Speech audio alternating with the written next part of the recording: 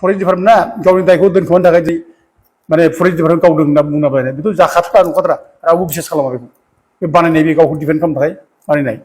दा एथ' जुदि हिर'ब्ला बे बिटिसिनि फरेस्ट डिपार्टमेन्टआ एथ' हिर'ब्ला नोंसोरो थाख्लायाव ना बेसोरखौ गावथारबाय हेमन्तखौ गावथारबाय बिना दसाव बेथ' प्रमान जाबायना बेनो नोंसोरनि हिर'इक माने माबाया फरेस्ट डिपार्टमेन्ट माने फरेस्टखौ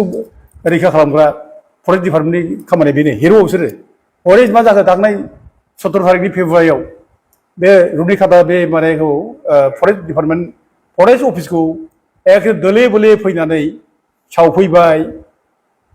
सिलाय रोगालायनानै एखे सिलायखौ लानानै थांबाय सावबाय बहा दंमोन बे फरेस्ट डिपार्टमेन्टनि हिर'आ खिन्थु बिराद हिर'ना बहा दंमोन मानो जेबो खालामहादिया सोर गावथारखो सोरनि सायाव मानो एक्सन लाखो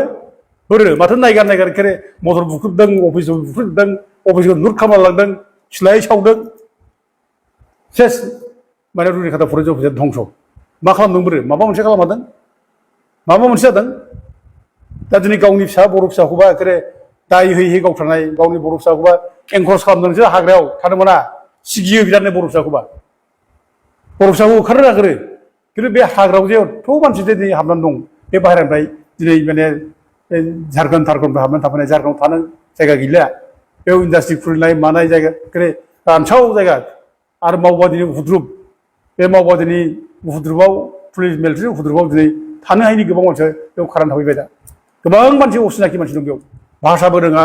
जोंनि माने बे जायगानि भाषाजोंबो मिलाया हाबनानै दंफैयो बिसोरखौ माबा मोनसे खालामदों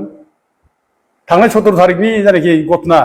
फरेस्ट बुथुमनाय बिनि उननिफ्राय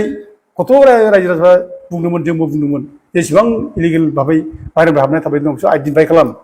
बेखौ अनेक थाबनो आइडेन्टिफाइ खालामनाय सिनाक्त'करन खालामनाय बिसोरखौ थाबनो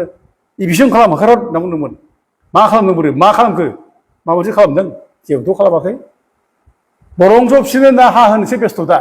हासो नांगौ बिसोरनो हासो नांगौ बेनो जाबाय जोंनि सरकारा बेनो जाबाय जोंनि फरेस्ट डिपार्टमेन्टनि माने हिर'इक स्पिरिटआ बेनो जाबाय मा खालामखो बोरो बे 2000 माने जायनाखि 6 जायनाखि फरेस्ट डिवेलप्स एक्ट बे आयेनखौ इमप्लिमेन्ट खालाम होनना जों बुंदों बेखौ इमप्लिमेन्ट खालाम बे 2006 जायनाखि फरेस्ट राइट्स एक्टनि जायनाखि माने धारा बे धारा बादि इसिबां नन ट्राइबेल मानसि दं बाहेरानिफ्राय हाबनानै थांनाय बिसोरखौ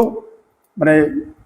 इभिक्सन खालामहर होखारहर जों बेखौ बुंदों आरो बर' फिसाफोर बे जायगानि थागिबि फिसा 6 शेड्युलआ जोंनिनो बे जायगानि जों फिसा हाग्रा बंग्रा थाहैबाय सोरबा बेखौ नोङो एडजास्ट खालाम सोरखौबा बेखौ होखारनाय बाथ्रा बुंबाय थायो बेखौ सिगिबाय थायो 2006 सिम बर'फ्रा जायफ्रा दंखायो थाबाय थानो हो ओमफ्राय सोरबा जुदि बिदि बाहेरा जुदि सोरबा दंब्ला बेखौ एडजास्ट खालाम 2010 सिम नोंसोर थानो हो जेरावखि गैयानो हाग्रायावनो थानो हो जोंहा खुनु लस जाया जों बे बाथ्राखौ बुंबाय थादों फरेस्ट डिपार्टमेन्टजों रायलायबाय थादों जोङो ओंखायनो बर'खौ टारगेट खालामबाय थायो बर'खौ टारगेट खालामबाय थायो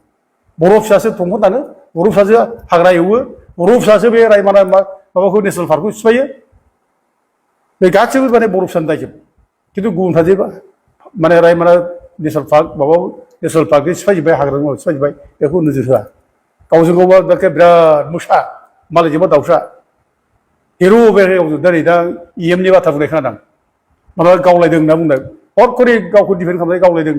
जोंना फरेस्टनि EMआ गावलायदों होनना बुंबाय लासिं सिं बे एखेबारे फरेस्ट डिपार्टमेन्टनि माने माबाखौ दायखौ दोनखोमानो थाखाय बे बुंबाय आरोखि बे जे डिफेन्ड खालामनो थाखाय बुंदों बियो गावसोरनि दायखौ डिफेन्ड खालामनो थाखाय गावसोर बासायनो थाखाय बुंदों बेखौ माने मिथिगौ गावसोर मिथिखागौ जों बयबो मिथिलायगौ जे रावबो बर' फिसाफ्रा बिदि गावलायनाय रावबो मेन्टेलिटि गैया रावबो बे रोखोम साहस गैया बेखौ मिथिगौ बिदि मिथिसेयावबो दिनै गावसोरनि दायखौ दोनखोमानो थाखाय दिनै फरेस्ट डिपार्टमेन्टआ EMआ जोंना बुंबाय माने गावलायदों आरोखि एनकाउन्टार जालाया गावथारजादों होनबाय लासिंसिं जोंनि EMफ्रा जोंनि लिडारफ्रा बे रोखोम गावजों गाव बानायलायनानै गाज्रि खामानि मावनानै एनकाउन्टाराव थैदों होनलायनाय बिराद लासिंसिंथार आरोखि बे संग्रामनि जाय नेताफोर संग्राम नेताफोरनि खुगायाव समायनाङा आरो जायफ्रा बिटिसि माने काउन्सिल सालायगासिनो दं एथ' खस्थ'जों मोननाय थै गारनानै मोननाय गुबुन सेक्रिफाइस खालामनानै मोननाय बे सेक्रिफाइस खालामनाय बिटिसिआव जिरायनाय मानसिफोरा बेबायदि गावनि फिसाफोरखौ फेब्रिकेट खालामनानै बानायनानै नंखाय स्ट'रि बानायनानै दायनिगिरि खालामनानै बिदि एखे मोनसे ब्रुटाल किलिंस कल्ड ब्लाडेड मार्डार बे खालामनायखौ जास्टिफाइ खालामनाङा आरो बेखौ निन्दायै धिक्कार खालामो जों खुलुमबाय लोगोफोर नोंथांमोना बे दहायनि मानाव गेदेर दावराव देख्रेब सार बुंनाय आरो लोगोसे हाग्रामोननि सायाव मा बुंदों नोंथांमोना दहाय खोनाखाबाय नङा होनबा दिनै बाथ्राया जाहैबाय जिहेतु जोंनि मैया जालांनाय जाथाय जिहेतु फुंखा बसुमतारी नङा होनबा बे हाग्रा बिफाननि मानसिफोरा गावथारनाय बिथांखौ लानानै गोबां बाथ्रा बुंनाय जादों दा बेनि सायाव दिनै बिथांखौ माने इनायनो माने गावथारदों माने दाय गैयि माबा गैयि होननानै दा गामिनि मानसिफ्रा बिराद माने